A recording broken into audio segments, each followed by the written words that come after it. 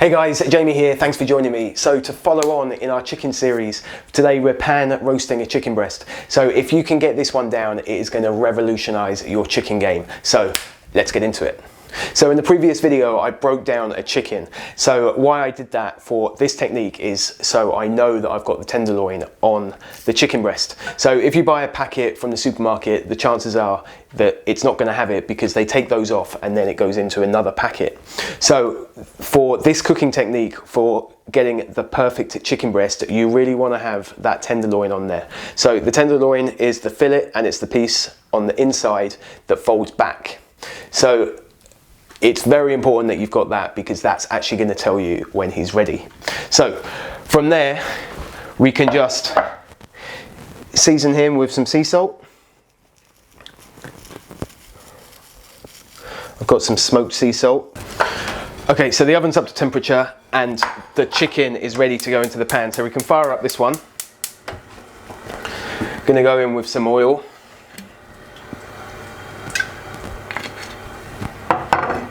And what's important about this recipe is it only cooks skin side down. So for this technique, you can't turn it over because it just blows out the idea of the chicken actually telling you when he's ready. So it's really important that he goes, as always, skin side down. You never cook, when the skin's on, you're never gonna go in with flesh side down. So always skin side down. And if you've got oil in there, then you can just put him in so he lays away from you. So he can go in onto the heat and we're just going to cook him until he's golden, and then you're going to see that skin is going to start to crisp up and go golden brown, and then once he hits that point we can go straight into the oven. So when we go into the oven, he's going to be about 14 minutes. So when we get closer to that point, then I'll be able to show you what to look for to nail your chicken every time. We don't need to touch him. All you want to do is just leave him there and try not to move him about too much. Like you don't have to move him at all. You just want to get a nice even cook. Okay, so you can see it's starting to smoke now, so the pan is getting pretty hot. So I'm just going to turn that down and we're going to take a look at the chicken, and you can see that he's got a really nice golden brown colour. So from there you can just keep him skin side down and we're going to go straight into the oven. So while that's in the oven, I'm actually going to show you a really quick and easy, tasty little number that goes with any chicken or meat dish, and it's just a really good one to have in the fridge because it lasts for ages. For the shallots, we just, as always, the roots at the back, run down.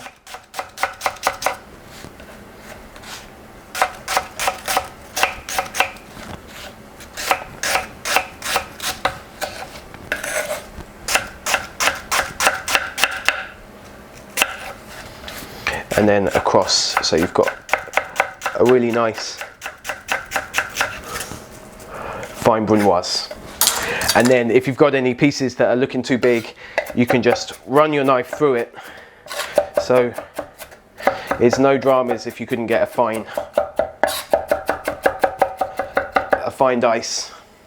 So that can go straight into a bowl.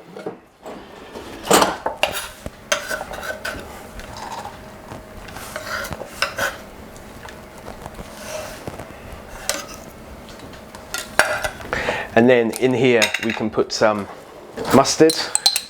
So this is Dijon, but you can use mustard powder or whole grain mustard. Some peppercorns. Just drain the liquid out of those. They can go straight in.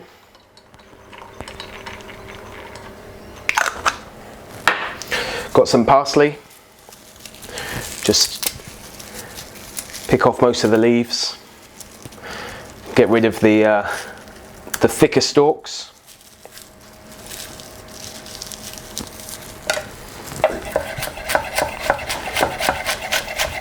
Run the knife through the parsley.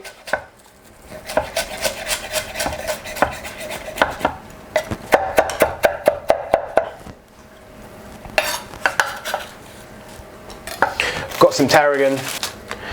And with the tarragon, you just pull against the leaf to take it off. So that will just trim the leaves off, much easier than trying to do them individually. And then run through the tarragon. This is pretty much the winning element to this little sauce. The tarragon in there with the peppercorns is a little awesome combination. That can go in. Got some capers, so they can go in whole, or you can just run through them. So definitely put them in though. I know people sometimes are not so keen on capers, but with this one you really can't tell they're in there, but they add a really good flavour to it. So if you don't like them so much, then just chop them up, and you never know that they were there. So chop them up as fine as you can, add those in, and then some salt,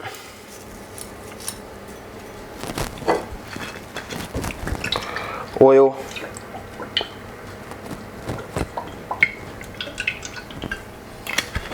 a touch of garlic.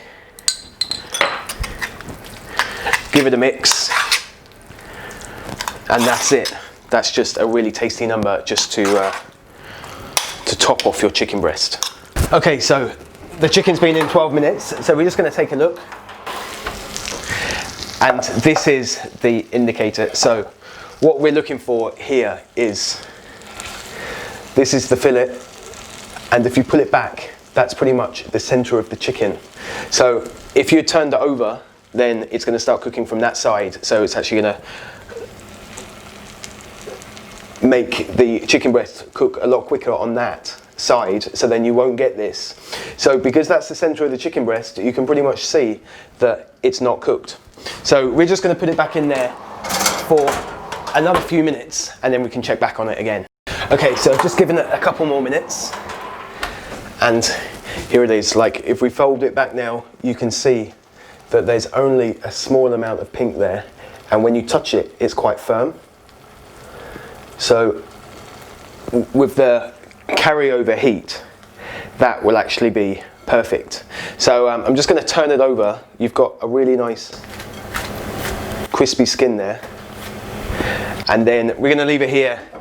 He's going to rest, and then as it rests, that heat or those juices are going to balance themselves out, and you're just going to be left with a really, really juicy chicken breast. So we're just going to give it 4 to 5 minutes sitting there, and then we can slice him and plate him up and see how he is. There we go.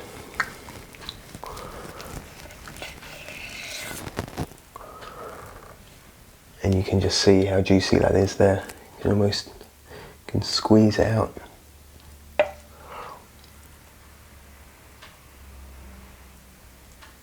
So all that juice that's staying in there is all flavour. Look at it, so juicy.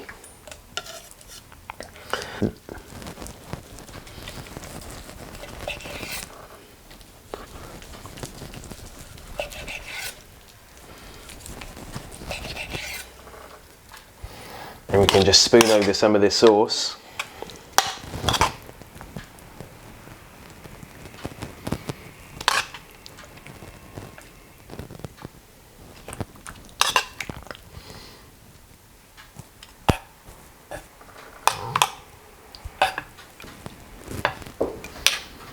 And that's it. That's how you perfectly cook a chicken breast, with a crispy skin and just insanely juicy.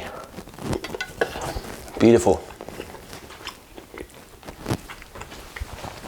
So if you like this video, don't forget to subscribe, hit the bell, hit the buzzer, get notified when I put my next video up. So until then, happy cooking, and I'll see you in the next one.